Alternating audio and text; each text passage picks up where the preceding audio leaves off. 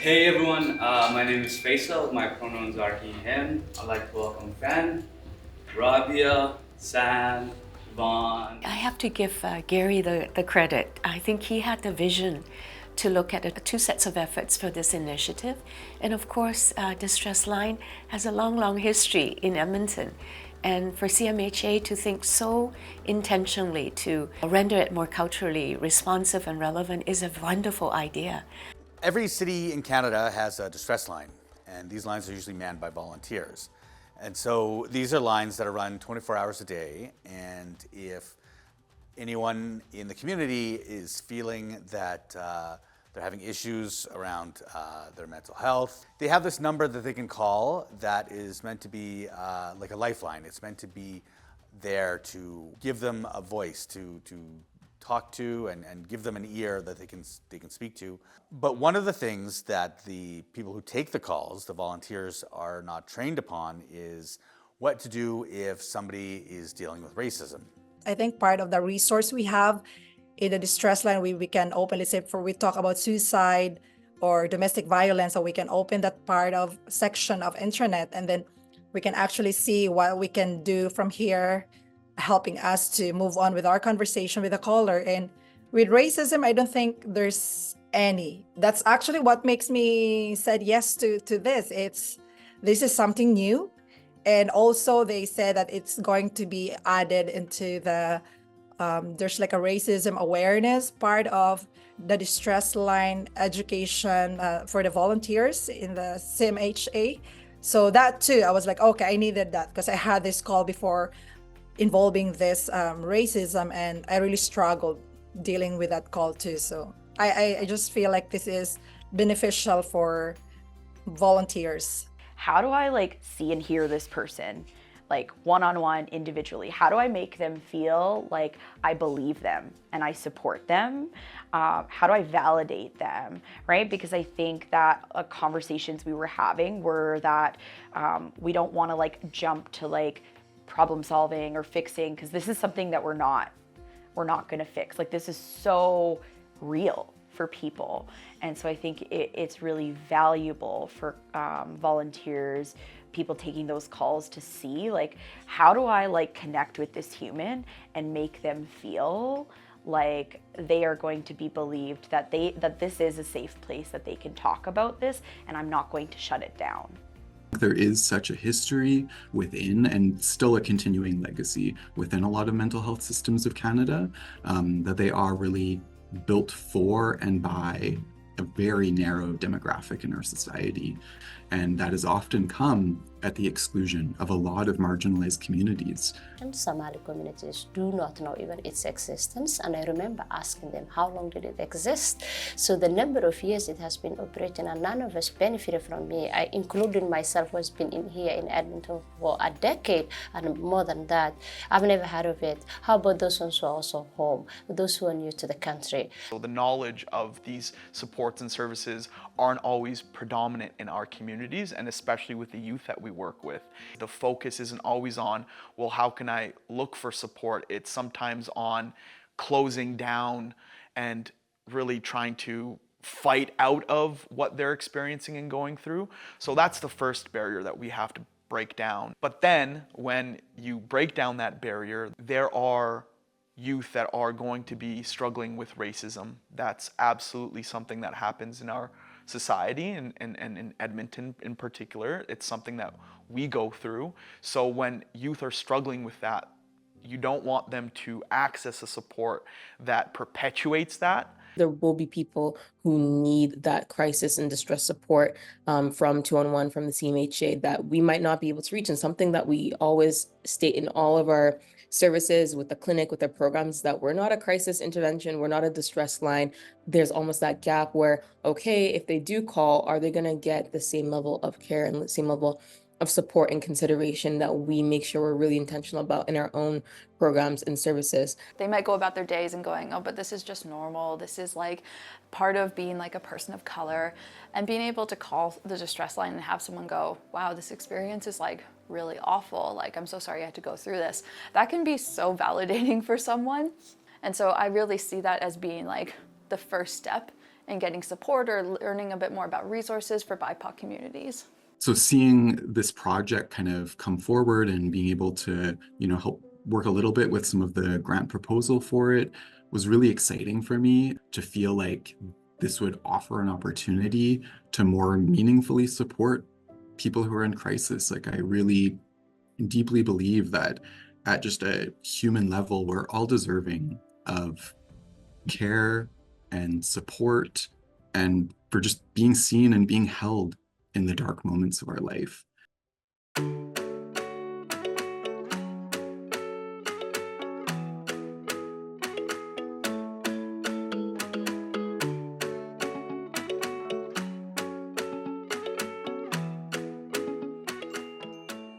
We began the project by sharing a document that looks at 4 types of racism. And I think probably many people could relate to the most explicit form of interpersonal racism, such as our Muslim sisters being perhaps very aggressively shouted at. Many of our youth and children who are a visible minority or racialized in regular school or community setting, there are micro forms of racism, such as maybe a well-intentioned teacher finding someone's name very difficult to pronounce and provided a new name for that child. Or children encountering actually race-based bullying in the playground or in the school setting, and maybe adults not knowing how to handle it and the pain that exists for many years. That's very prevalent in our communities. But many more might not be able to relate to more structural systemic racism. When they see a girl with a hijab like me, all of a sudden, I remember one of my instructors told me one day, she said, whether you like it or don't like it, all I'm telling you is that when somebody sees you like this, they think you're fully locked. You have no potential at all. And that's absolutely insane for me to hear that from an instructor whom I expect that she will be part of my education progress will talk to me like that. I'm a mixed race person, so I'm half Japanese, I'm half white, and I definitely have held on to a lot of internalized racism throughout my childhood, being surrounded by a lot of people, being primarily within like a white community, not really having the experiences to talk about what it's like being biracial, not having many people to relate to. It's very easy to kind of shove that part of my identity into a corner in order to fit with the bigger part of like the community surrounding me. Internalized racism is a really great example of how insidious racism can really be, because it's something that like I've held on to and a lot of people have held on to, and it's really hard to break that when racism truly is embedded in a lot of harmful cultural beliefs and attitudes that a lot of people hold on to. So it's really hard to kind of tear those attitudes and beliefs apart when they don't always manifest into those verbal and physical forms of harm. Those are some of the examples that maybe we ourselves haven't had enough time to make explicit, to really think about how to address them and to prevent them.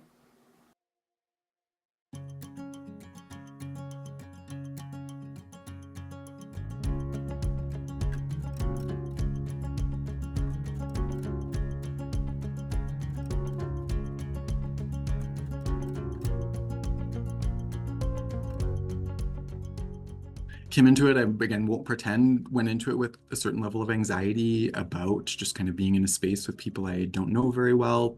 There is still just the base fact, right, that I'm standing in front of a room of people of color with very different lived experience to my own, talking to them, right, about these concepts and how they might apply.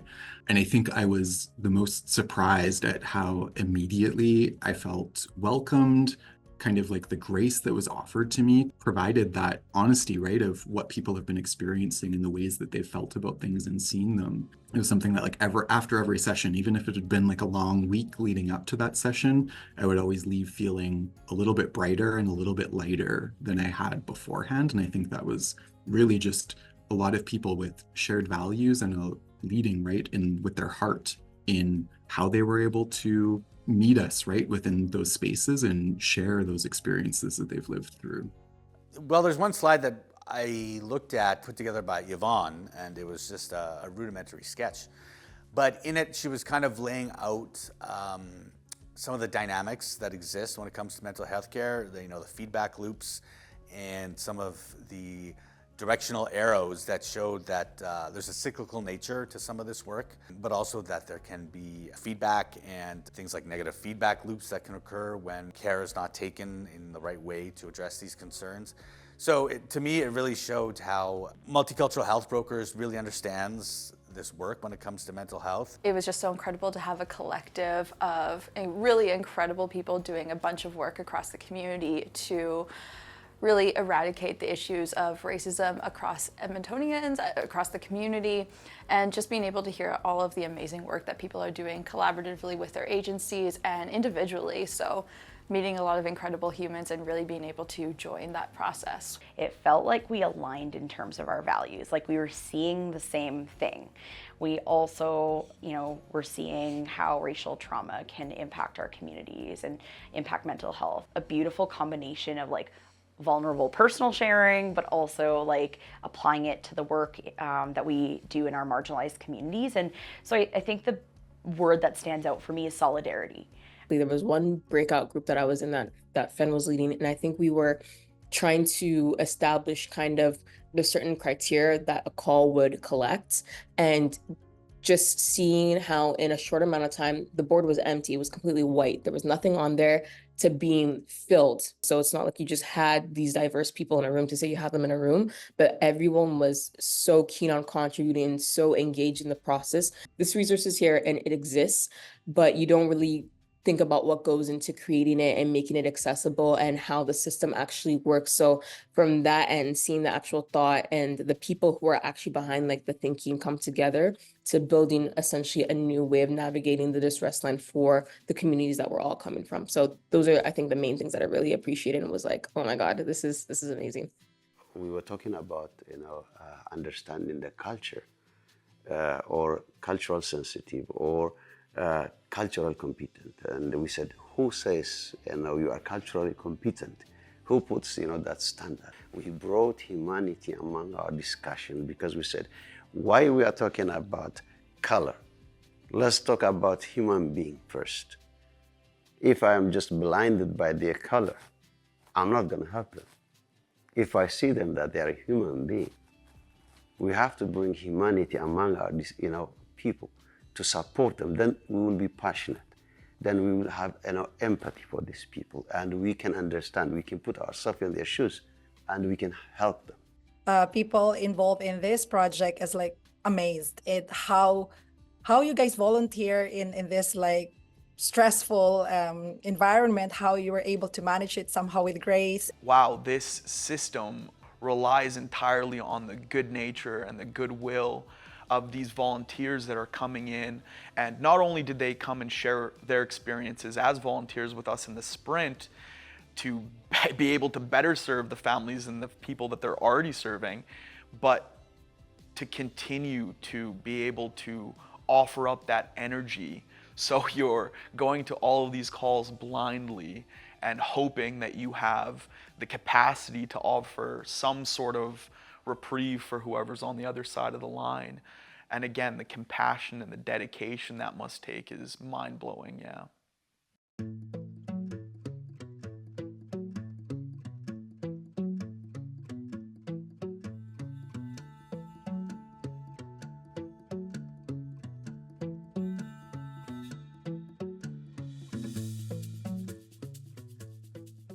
The CMHA doesn't have that relational aspect, right? So it is to a degree a little bit siloed in a way, specifically even in the mental health space. So the benefit really is, it gives collaborative opportunity in getting and understanding the different communities such that you can kind of shape your services to reflect that. The collaboration on this project with the Multicultural Health Brokers has an effect on the CMHA's strategy for community mental health engagement, raise kind of suicide awareness in different ethnocultural communities, right? So I would say that has been the biggest advantage. It's essentially giving the organization more skills, people who have actual connection and embedded within the communities to help better shape CMHA's kind of policies and and future actions moving forward. It really felt like a breath of fresh air to just have everyone being able to share freely and kind of talk openly about the challenges they're facing. Just made us feel like we were on the right track with this work, that the things that we're creating out of these conversations will eventually manifest themselves in training and protocols, in toolkits that can actually go out and make a positive impact in someone's life. And so if people now use these services in the future, it'll be great to know that we had some small role in helping put these together. In our own community, how do we create safe environment and spaces for us to share with each other the stories of racism, so that at the very minimum, we don't no longer think it's unique to oneself. It is much broader. It's a collective experience, that it's time we stop hiding, we share with each other, and may find that we have something we have in common that we could address in a proactive way. BIPOC spaces are so important. A space away from kind of like this continuous white gaze that we're under constantly. Can we just like come into a safe space and talk about the real stuff that we go through and like strategize with each other about how we can better meet the needs of our communities? We tend to hire a lot of people in like EDI, a lot of people at the higher up end who try to kind of like work down with the problem, as opposed to actually having a bunch of community members get together, people who see racism on the day-to-day. They understand the ins and outs, they understand how insidious it is. Getting a group of community members together who have a lot of work in the professional field, but who also, you know, have lived experience. They know what supports we can actually offer that will work for people. Really is truly beneficial and crucial in order to prevent any kind of, well, I can't say we can prevent racism, that's not on us to do, but in order to support people, especially on the distress line, you know, community members supporting community members. It's not offered in our language. It's not offered in Somali language. All it is in English, and not everybody speaks English. Also, the volunteers, there were no Somalis among the volunteers. So we're now encouraging our youth to volunteer in the distress line, those in universities, those at home, at least to do the number of hours that are required. It's going to be an experience for them. When somebody who speaks your language talks to you, you feel you belong there. If the distress line worker who is answering the phone call is someone who speaks your language, even emotionally, it helps you, and morally, you feel, hey, at least this is somebody who understands what I'm going through as well.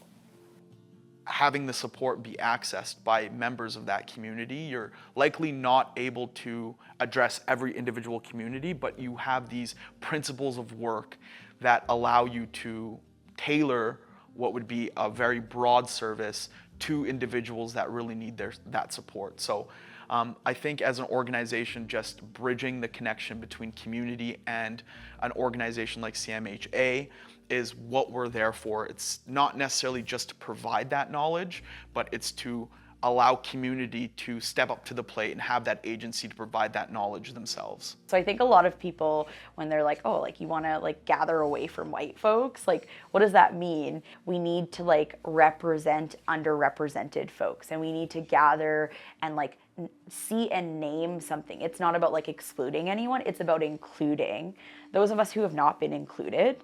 That is what I see as like a long-term like systemic strategy for social change, is more BIPOC spaces, more of these spaces, just like what we cultivated in that room together, where we can talk authentically, and then we can go out into our lives and figure out like how we want to integrate what we've talked about. But when we have the space to just slow down and breathe and be together and talk about these things, come together communally, I think that's really powerful. That's also what our communities have been doing for generations. I know like my family and like my ancestors have been gathering communally as a way of healing for a long time. And I see that as healing for BIPOC, is like, you know, that connection.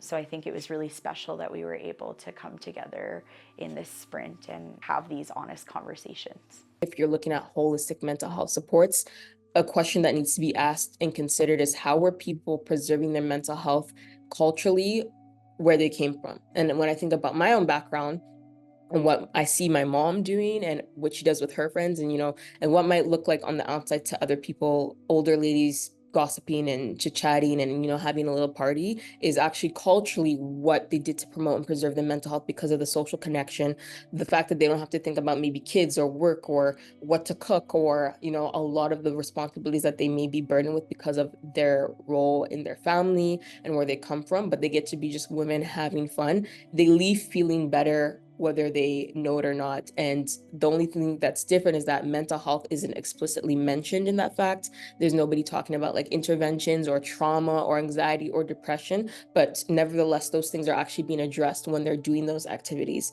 So I think there's a gap between including those informal cultural supports into these formal supports where, again, sometimes we get so caught up on, okay, do we have the inclusive languages? Do we have, culturally responsive therapy? Are we non-judgmental to the cultural backgrounds? Which, yes, that's being worked on and that's progressing and that's great, but it doesn't end there. There's still this whole other informal level of support, which the community members will tell you, this is what we want to do. This is what makes us feel better. This is what we did before, if we're willing to listen and willing to invest in this in the same way that we do, the formal supports. I think my hope would be that this could then serve as a template, right, of how this can be expanded to support other communities. There are a lot of people needing and deserving support that are not receiving it in the way that a lot of our systems are currently structured. Any crisis is always going to be so unique, right, to the person experiencing it. But I'm really hopeful and have confidence that through this project, we'll be able to kind of like better extend and support volunteers and how they extend that support to people when that experience is maybe predicated in some form of racism in their lives, because we know that these all are already calls that we get. And we also know that these are also, there's also a large volume that are not turning into calls. And so the hope would be that maybe this acts as a little bit of like an olive branch or an invitation, right? For people that currently are not getting the support that they need when they need it, that there is something that's available 24 hours a day, 7 days a week, 365 days a year, that is available to them and can help. This is an ongoing fight, ongoing journey. And if we can bring one person, one at a time, have this awareness, we can make this place really better for every one of us. It's very easy sometimes to fall into this trap of only holding on to a narrative of like people who are BIPOC only ever experiencing harm. And I think that in itself is a form of racism. It can be very difficult when BIPOC folks only ever see themselves represented as, experiencing racism, experiencing harm from higher levels or from people who hold on to more privilege. And I think breaking that down and really focusing on the joy that BIPOC folks have, the wonderful lives that they hold on to, their communities, their relationships with others, focusing on that beauty within all these communities is really a key step in ending our culture of racism.